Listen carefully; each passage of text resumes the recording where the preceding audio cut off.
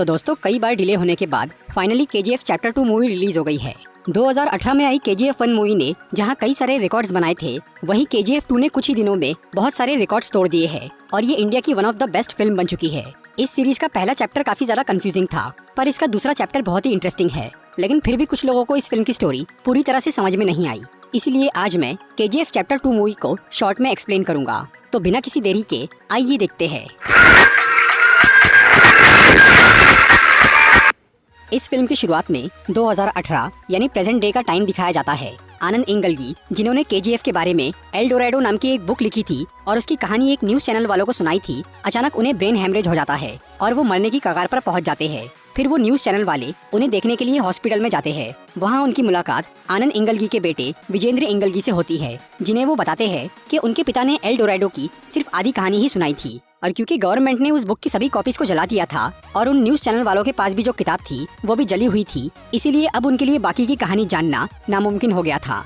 इसी वजह से विजेंद्र इंगलगी उन्हें एल डोरैडो की बची हुई कहानी सुनाने का फैसला करता है, क्योंकि उसके पिता ने उस किताब के पीछे अपनी पूरी जिंदगी लगा दी थी और वो नहीं चाहता था कि वो कहानी अधूरी रह जाए। पर विजेंद्र को भी वो कहानी पूरी तरह से याद नहीं थी, इसीलिए वो उन न्यूज चैनल वालों को अपने पिता की लाइब्रेरी में लेकर जाता है और वहाँ तलाश करने पर उन्हें उस बुक के दूसरे चैप्टर की एक रफ कॉपी मिल जाती है, जिसकी कहानी विजेंद्र उन्हें सुनाना शुरू करता है। KGF में जब रॉकी ने गरुड़ा को मारा तब वहाँ के 20,000 लोग रॉकी के साथ मिल गए, क्योंकि वो पहले ही उन सबका मसीहा बन चुका था। इसीलिए उन्होंने वहाँ के सभी गार्ड्स को मार दिया और रॉकी को अपना सुल्तान बना दिया। दूसरी तरफ KGF के पार्टनर्स को सिर्फ यही बात पता चली थी कि गरुड़ा मर चुका है और उन्हें लग रहा था कि अब गरुड़ा का छोटा भाई विराट वहाँ का नया राजा बनेगा। इसीलिए अगले दिन एंड्रयूज, राजेंद्र देसाई, गुरु पांड्यन और कमल, ये सभी पार्टनर्स विराट का राज्य अभिषेक देखने के लिए KGF पहुँचे। पर रॉकी ने गरुड़ा को मारने से पहले ही विराट को मार दिया था ताकि वो उसके खिलाफ आवाज न उठा सके। इधर सभी पार्टनर्स रॉकी को KGF का बॉस बना देख बहुत हैरान और परेशान हो जाते हैं।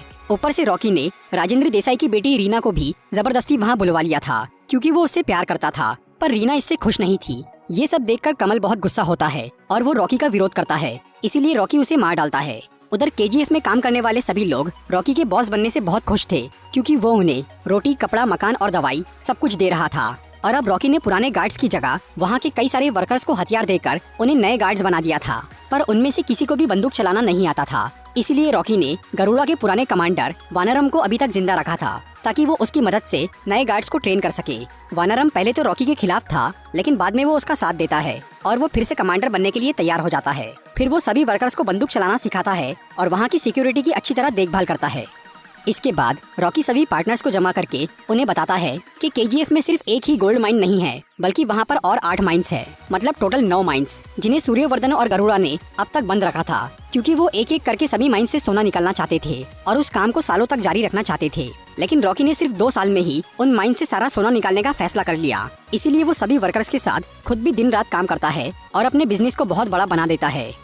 दूसरी तरफ सूर्यवर्धन का छोटा भाई अधीरा, जो कि अब तक मरने का नाटक कर रहा था और वो गरुड़ा के हटने के इंतजार में था, अब उसे बाहर आने का सही मौका मिल जाता है। उसे ये पता चल गया था कि KGF में कोई बाहर का आदमी आकर राज कर रहा है और ये बात उसे बिल्कुल बर्दाश्त नहीं हो रही थी। इसीलिए वो एक रात KGF की बॉर्डर पर अपनी फौज के साथ घुस जाता है और वहाँ के कई गार्ड्स को मार डालता है। इसी दौरान एंड्रयूज रॉकी को KGF से बाहर निकाल के मारने का प्लान बनाता है। इस काम के लिए वो राजेंद्र देसाई को मार डालता है ताकि ये खबर सुनकर रीना वहाँ से बाहर निकले और उसके पीछे रॉकी भी बाहर आ जाए। फिर जैसे ही रीना को अपने पिता के बारे में पता चलता है तो वो बहुत डर जाती है और वो एक कार लेकर KGF से बाहर निकल जाती है, पर रास्ते में उसे कुछ गुंडे पकड़ लेते हैं। उधर जब रॉकी को रीना के बारे में पता चलता है तो वो भी KGF के बाहर आ जाता है और वो उन गुंडों का पीछा करता है। वो गुंडे असल में अधीरा के आदमी थे, जो कि रॉकी को अधीरा के इलाके में ले जाना चाह रहे थे और ये पूरा प्लान एंड्रयूज का था। उसी ने अधीरा को KGF में घुसने में मदद की थी। फिर रॉकी उन सभी गुंडों को मार के रीना तक पहुंच जाता है, लेकिन अब वो अधीरा के इलाके में आ चुका था और तब अधीरा उसे गोली मार देता है, जिससे रॉकी बहुत घायल हो जाता है। पर अधीरा उसे जान से नहीं मारता, क्योंकि वो रॉकी को अपनी पावर दिखाना चाह रहा था और KGF के सभी लोगों को खौफ में डालना चाह रहा था। इसीलिए वो रॉकी को छोड़ देता है और वो अपनी फौज के साथ KGF के बाहर डेरा डाल लेता है और वो किसी को भी KGF के अंदर बाहर जाने नहीं देता, जिससे उनका बिजनेस रुक जाता है। इसी दौरान मुंबई में रॉकी का पुराना बॉस शेट्टी अपनी पावर बढ़ाने के लिए दुबई के डॉन इनायत खलील से हाथ मिला लेता है और वो रॉकी के सभी साथियों को मार के पूरे पश्चिमी तट पे कब्जा कर लेता है। इसी दौरान पार्लियामेंट के कई मेंबर्स गुरु पांडियन की सरकार गिराने की कोशिश करते हैं। गुरु पांडियन, जो कि कई साल से प्राइम मिनिस्टर था, उसकी वजह से ही अब तक केजीएफ पर कोई लीगल एक्शन नहीं लिया गया था। लेकिन अब चारों तरफ से केजीएफ पर हमला हो रहा था और रॉकी की तबीयत भी काफी खराब थी। फिर जब रॉकी की तबीयत थोड़ी सुधरती है तो वो अपना दिमाग शांत करने और एक खास काम को अंजाम देने रीना के साथ हेलीकॉप्टर से केजीएफ के बाहर निकलता है और वो दोनों दुबई चले जाते हैं। वहाँ पर रॉकी इनायत खलील से मिलता है और उससे बिजनेस डील की बात करता है। पहले तो इनायत खलील इसके लिए राजी नहीं होता क्योंकि उसने अब शेट्टी से हाथ मिला लिया था, लेकिन रॉकी ने दुबई जाने से पहले ही अपने खुफिया आदमियों की मदद से शेट्टी को बर्बाद करने की तैयारी कर ली थी और उसके दुबई पहुंचने तक शेट्टी की पूरी गैंग खत्म हो जाती है। फिर जब इनायत खलील को ये खबर मिलती है कि रॉकी ने फिर से पश्चिमी तट को अपने कब्जे में ले लिया है, तब वो मजबूरी में रॉकी से डील कर लेता है। इसके अलावा रॉकी इनायत खलील से बहुत सारी AK-47 गन्स खरीद लेता है क्योंकि अब तक उनके पास सिर्फ पुरानी गन्स ही थी। फिर रॉकी वापस इंडिया लौट जाता है और अब वो अपनी नई गन्स की मदद से केजीएफ के बाहर बैठे अधीरा के सभी आदमियों को मार डालता है। इससे अधीरा भी घायल हो जाता है, पर रॉकी उसे जान से नहीं मारता क्योंकि अधीरा ने भी एक बार उसकी जान बख्शी थी, इसीलिए वो उसे वार्निंग देकर छोड़ देता है। फिर रॉकी मुंबई जाकर अपने हाथों से शेट्टी को मारता है और पार्लियामेंट के सभी मेंबर्स को धमकाकर गुरु पांडियन की सरकार गिरने से बचा लेता है। इस सब के बीच रीना अब रॉकी को पसंद करने लगी थी, इसीलिए वो उससे शादी कर लेती है और वो दोनों खुशी खुशी साथ रहने लगते हैं। फिर 1978 से लेकर 1981 तक सिर्फ 3 साल में ही रॉकी ने केजीएफ का पूरा नक्शा बदल दिया। उसने वहाँ की आधी जगह को एक मॉडर्न इंडस्ट्री और बाकी जगह को एक खूबसूरत शहर बना दिया था और अब तक उसने वहाँ से लगभग सारा सोना निकाल दिया था। लेकिन फिर उसी साल गुरु पांडियन की सरकार गिर जाती है और उसकी जगह एक नई पीएम आती है जिसका नाम था रमिका सेन, एक ऐसी औरत जिसे जुर्म और गैर कानूनी काम से सख्त नफरत थी। रमिका सेन के पीएम बनने से सीबीआई के एक ऑफिसर राघवन को बहुत खुशी होती है क्योंकि वो कई साल से केजीएफ की इन्वेस्टिगेशन कर रहा था, पर आज तक वो उसके खिलाफ कोई एक्शन नहीं ले पाया था। लेकिन अब उसे अपने काम को आगे बढ़ाने का सही मौका मिल गया था, इसीलिए वो रमिका सेन से जाकर मिलता है और उन्हें केजीएफ की इल्लीगल माइनिंग और रॉकी के बिजनेस के बारे में बताता है। और ये सब जानने के बाद रमिका सेन राघवन को पूरे देश में रॉकी के कारखानों पर छापा मारने के लिए बोलती है, लेकिन रॉकी के खबरी देश में हर जगह फैले हुए थे, इसीलिए सीबीआई को छापा मारने पर कोई माल नहीं मिलता। पर बेंगलोर में एक जगह उन्हें एक सोने का बिस्किट मिल जाता है। वैसे तो ये कोई बड़ी प्रॉब्लम नहीं थी, लेकिन जब रॉकी को इस बारे में पता चलता है तो वो उस गोल्ड बिस्किट को लेने के लिए बेंगलोर के एक पुलिस स्टेशन में जाता है और वहाँ से बिस्किट लेने के बाद वो उस पुलिस स्टेशन को मशीन गन से उड़ा देता है। इसके बावजूद भी कोई भी डर के मारे रॉकी के खिलाफ कंप्लेंट नहीं करता। इसी दौरान आनंद इंगलगी नाम का एक न्यूज रिपोर्टर जिसने आगे जाकर एल डोराडो बुक लिखी थी, वो रॉकी के बारे में जानने के लिए केजीएफ में घुस जाता है, पर वहाँ के गार्ड्स उसे पकड़कर रॉकी के सामने पेश कर देते हैं। लेकिन रॉकी उसे मारने की बजाय उसकी ईमानदारी और हिम्मत से बहुत खुश हो जाता है और वो अपनी बायोग्राफी लिखवाने के लिए आनंद इंगलगी को केजीएफ में रख लेता है। और केजीएफ में रहते रहते आनंद को ये समझ में आता है कि एक क्रिमिनल होने के बावजूद भी रॉकी बहुत अच्छा इंसान है। दूसरी तरफ राघवन को रॉकी के बिजनेस और उसके ब्लैक मनी के खिलाफ सबूत मिल जाता है, इसीलिए रमिका सेन अब उसे अरेस्ट करने की तैयारी करती है। लेकिन जब रॉकी को इसकी खबर मिलती है तो वो खुद ही पीएम के ऑफिस पहुंच जाता है और अपने खिलाफ सारे सबूत उन्हें दे देता है। इसके बावजूद भी वो उसे अरेस्ट नहीं कर पाते क्योंकि रॉकी ने अपने ब्लैक मनी को इस तरह से मैनेज किया था कि उससे पीएम के पार्टी मेंबर्स को भी पैसा जाता था, इसीलिए रॉकी को अरेस्ट होने का कोई डर नहीं था। लेकिन इससे रमिका सेन और भड़क जाती है और वो किसी भी तरह रॉकी को हराने की कसम खा लेती है। इसके बाद रॉकी अपने सबसे बड़े प्लान को अंजाम देता है। वो केजीएफ से निकला सोना बेचना बंद कर देता है और लगातार माइनिंग करके सारा सोना खुद ही जमा करता है। इससे पूरे ब्लैक मार्केट में हलचल मच जाती है और सब लोग रॉकी के खिलाफ होने लगते हैं। पर वो ये पीएम के डर से नहीं कर रहा था, इसकी कोई और वजह थी। जब उसके करीबी लोग उससे इस बारे में पूछते हैं तब रॉकी सबको बताता है कि उसका पिता एक शराबी आदमी था जिसने उसकी माँ का कभी ख्याल नहीं रखा। इसी वजह से उसकी माँ उस आदमी से अलग हो गई और उसने अपनी जिंदगी बहुत मेहनत करते हुए काफी गरीबी में बिताई और कम उम्र में इतनी तकलीफें झेलने की वजह से उसकी माँ बीमारी से मर गई। पर मरने से पहले उसने रॉकी से ये वादा लिया था कि वो दुनिया का सबसे अमीर आदमी बनेगा और गरीबों की मदद करेगा। इसीलिए रॉकी ये काम कर रहा था और क्योंकि उसके पिता ने जीते जी उसकी माँ का ख्याल नहीं रखा था, इसीलिए अब रॉकी ने कर्नाटका से अपनी माँ की कब्र और अपने पिता को केजीएफ बुलवा लिया और उसने अपने पिता को उस कब्र की देखभाल के काम पे लगा दिया।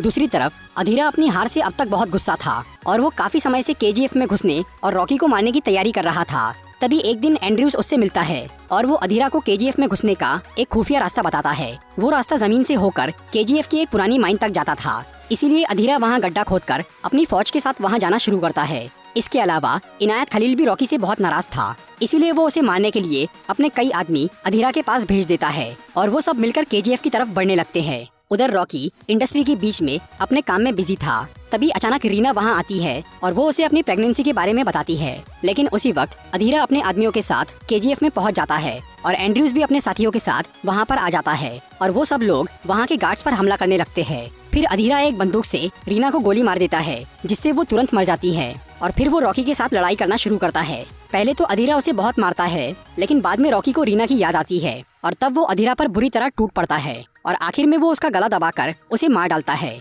उधर केजीएफ के गार्ड्स ने भी अधीरा के सभी साथियों को मार दिया था, पर रॉकी अब तक इस बात से परेशान था कि वो सब लोग केजीएफ के अंदर कैसे घुसे। और जब उसे ये पता चलता है कि वो लोग एक पुरानी माइन से अंदर आए थे, तब रॉकी समझ जाता है कि इस साजिश के पीछे किसका हाथ है और वो उस इंसान को मारने के लिए दिल्ली रवाना हो जाता है, क्योंकि इस पूरे खेल का असली मास्टरमाइंड गुरु पांडियन था। जब सूर्यवर्धन ने गरुड़ा को अपना वारिस बनाया था, तभी से गुरु पांडियन ने केजीएफ को हथियाने का सोच लिया था। उसी ने पहले गरुड़ा और अधीरा के बीच में दुश्मनी पैदा की, फिर उसने अधीरा को गरुड़ा से बचा के उसे अपने साथ मिला लिया। बाद में उसी ने रॉकी का पता लगाया और गरुड़ा को मारने का प्लान बनाया। और जब रॉकी केजीएफ का बॉस बन गया, तब उसने एंड्रयूज के जरिए अधीरा को केजीएफ में घुसने में मदद की।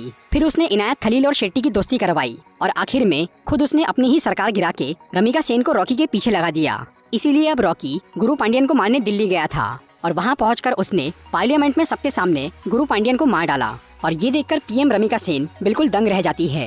पहले वो सिर्फ रॉकी को पकड़ना चाह रही थी, लेकिन अब इस कांड के बाद उसने रॉकी को जान से मारने का फैसला कर लिया और उसके नाम का डेथ वारंट निकाल लिया। इसके अलावा उसने पूरे केजीएफ को भी तबाह करने का ऑर्डर दे दिया। दूसरी तरफ रॉकी ये जानता था कि एक न एक दिन ऐसी कोई नौबत जरूर आएंगी, इसीलिए उसने पहले से ही अपने यहाँ काम करने वाले 20,000 लोगों के लिए एक नया शहर बना के तैयार रखा था। फिर जब इंडियन आर्मी केजीएफ में घुसने लगती है, तब वहाँ रहने वाले सभी लोग वहाँ से निकलकर उस नए शहर में जाना शुरू करते हैं। फिर जब आर्मी वाले केजीएफ की तलाशी लेते हैं, तो वहाँ उन्हें ना तो रॉकी मिलता है और ना ही कोई सोना, क्योंकि आर्मी वालों के वहाँ आने से पहले ही रॉकी अपना सारा सोना एक बड़े से शिप में रखकर इंडियन ओशन में चला गया था, क्योंकि वो अपना सोना सरकार को नहीं देना चाहता था। उसने थोड़ा सोना अपनी कंपनी के लोगों को दे दिया था और बाकी का सारा सोना वो समुद्र में डुबा देना चाहता था, ताकि वो गलत हाथों में ना पड़े। इसीलिए वो इंडियन ओशन के बीच में पहुंच जाता है और नेवी फोर्सेस को अपने ऊपर फायर करने के लिए उकसाता है। उधर सभी लोग केजीएफ से बाहर निकल चुके थे, इसीलिए रमिका सेन केजीएफ और रॉकी के शिप पर बॉम्ब गिराने का ऑर्डर दे देती है। फिर एक तरफ केजीएफ तबाह होता है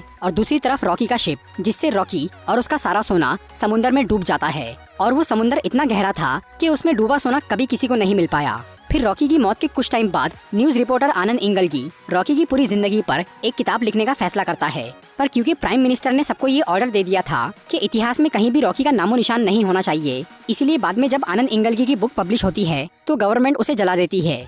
मूवी के मिड क्रेडिट सीन में हमें दिखता है कि रॉकी के मरने के 3 महीने पहले यूएस का एक CIA ऑफिसर रमिका सेन से मिलने आया था, जिसने उन्हें एक फाइल देकर बताया था कि रॉकी ने 1978 से लेकर 1981 तक यूएस और दूसरे 16 देशों में बहुत क्राइम्स किए हैं। और फिर रॉकी के मरने के बाद रमिका सेन उस CIA ऑफिसर की फाइल पढ़ना शुरू करती है, जिसमें रॉकी के दूसरे देश में किए क्राइम्स के बारे में लिखा हुआ था।